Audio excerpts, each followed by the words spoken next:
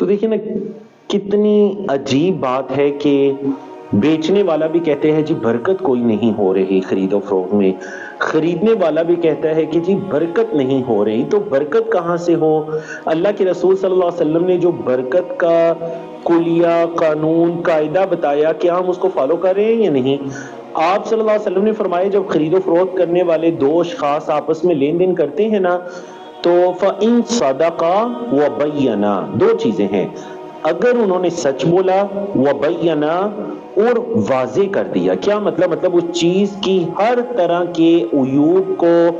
ایسی چیزیں جو چھپی ہوئی ہیں اس کے اندر، ایسے عیوب جو چھپے ہوئے ہیں اس کے اندر، اس کو بالکل کھول کر سامنے رکھ دیا کہ جی میری چیز کے اندر یہ فالٹ یا یہ چیزیں ہیں جو بعد میں جا کر آپ کو پتہ چلیں گی، آپ مجھے برے الفاظ میں یاد کریں گے اور برکت بھی اٹھا لی جائے گی۔ تو اگر ان دونوں نے سچ بولا اور واضح کر دیا ہر چیز کو، تو کیا ہوگا؟ آپ صلی اللہ علیہ وسلم نے فرمایا کہ اس طرح کرنے سے ان کی خرید و فروخت کے اندر برکت کو رکھ دیا جاتا ہے۔ اور اس کے برعکس آپ صلی اللہ علیہ وسلم نے فرمایا فَإِن كَذَبَا، اگر ان دونوں نے جھوٹ بولا، وَكَتَمَا، اور چھپایا،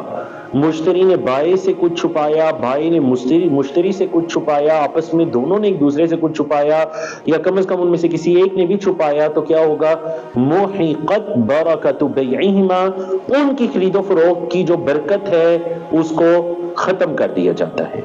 تو یہ وہ اصول ہے جو شریعت اسلامیہ نے ہمیں دیے برکت کے، کہ کچھ بیچیں کچھ خریدیں۔ اگر آپ اللہ پر ایمان رکھنے والے ہیں تو اپنے مسلمان بھائی کا نقصان کیوں چاہتے ہیں؟ اپنی چیز کے ہر عیب کو اس کے سامنے رکھیں۔ شاید کہ آپ کو یہ لگ رہا ہوگا کہ اس کے اندر شاید مجھے نقصان ہو جائے گا یا میری چیز نہیں بکے گی، چلے چیز بکی نہ بکی، نقصان ہوا یا فائدہ،